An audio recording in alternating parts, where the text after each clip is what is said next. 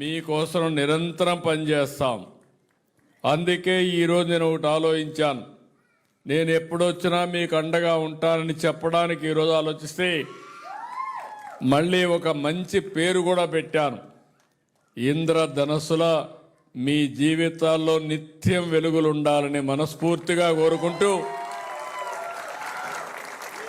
7 వరాలు ఇంద్రధనస్సు 7 వరాలు ఈరోజు ప్రకటిస్తున్నా. భవిష్యత్తులో కూడా మీకు అండగా ఉంటా. 1, అందరికీ దివ్యాంగులందరికీ ఉచిత ప్రయాణ సౌకర్యం ఏర్పాటు చేస్తున్నాం.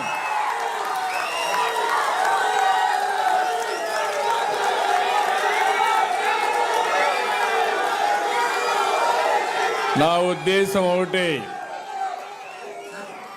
సమాజంలో అందరికంటే ఇబ్బందులో ఉండేది మీరు.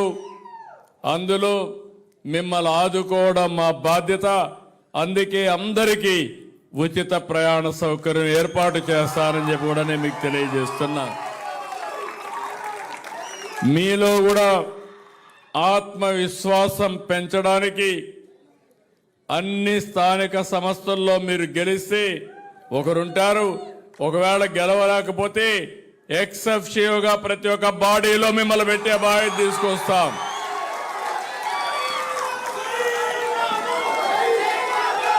మీరు కూడా రాజకీయాల్లో రాణించాలి, ప్రజాసేవ కూడా చేయాలి. ఈ దివ్యాంగులుగా ఉండే మీకు ఇది అడ్డంకు కాదని చెప్పడానికి ఈరోజు ఈ నిర్ణయం తీసుకుంటున్నానని చెప్పి కూడా నేను మీకు తెలియజేస్తున్నా. 3వది, దివ్యాంగులకు ఆర్థిక సబ్సిడీ పునరుద్ధరణ.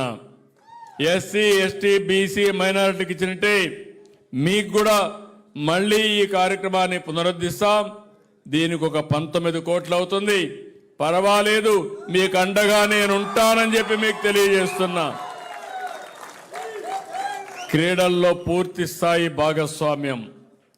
శాప్ ద్వారా అన్ని క్రీడా కార్యక్రమాలు, టాలెంట్ డెవలప్మెంట్ స్కీములు దివ్యాంగులకు అందుబాటులో ఉండే విధంగా చర్యలు తీసుకుంటానని చెప్పి కూడా నేను మీకు తెలియజేసుకుంటున్నాను. 5వది, మీరు ఎక్కడ టిట్కోలో కానీ ఎక్కడ ఇండ్లు ఇచ్చినా గ్రౌండ్ ఫ్లోర్లోనే మీకు ఇల్లు ఇచ్చే ఏర్పాటు చేస్తామని మీ అందరికీ హామీ ఇస్తున్నాను. ఇంకో పక్క 6, వినికిడి లోపం ఉన్న వారికి డిగ్రీ కళాశాల. బాపట్ల ప్రభుత్వ పాఠశాల ఉంది. జూనియర్ కాలేజీతో పాటు వినికిడి లోపం ఉన్న విద్యార్థుల కోసం ప్రత్యేక డిగ్రీ కాలేజ్ ఏర్పాటు చేస్తాం. ఇంకొక పక్క రెసిడెన్షియల్ విద్యార్థులకి పెన్షన్ మీరు ఎక్కడుంటే అక్కడే డిస్ట్రిబ్యూట్ చేసే ఏర్పాటు, కాలేజీలో ఉంటే కాలేజీలో, హాస్టల్లో ఉంటే హాస్టల్లో మీ పెన్షన్ ఇచ్చే ఏర్పాటు చేస్తామని చెప్పి కూడా నేను మీకు తెలియజేస్తున్నా.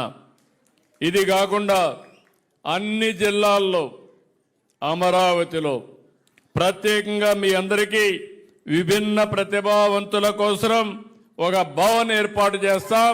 పేరు కూడా విభిన్న ప్రతిభావంతుల భవన్గా పెట్టి మీరు అక్కడ ఏ కార్యక్రమం చేయాలన్నా చేసేట్టుగా చేస్తామని చెప్పి కూడా నేను మీకు తెలియజేస్తున్నా.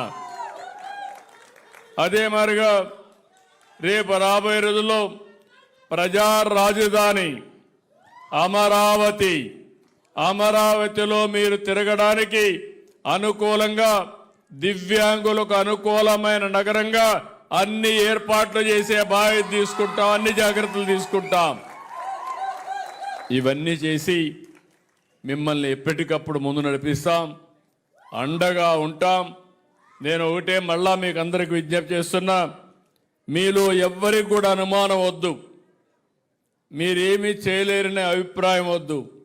మీకు అండగా ఈ సిబిఎన్ ఉంటాడు, తోడుగా ఉంటాడు, మిమ్మల్ని ముందుకు నడిపిస్తా, అన్ని విధాలా ఆదుకుంటా.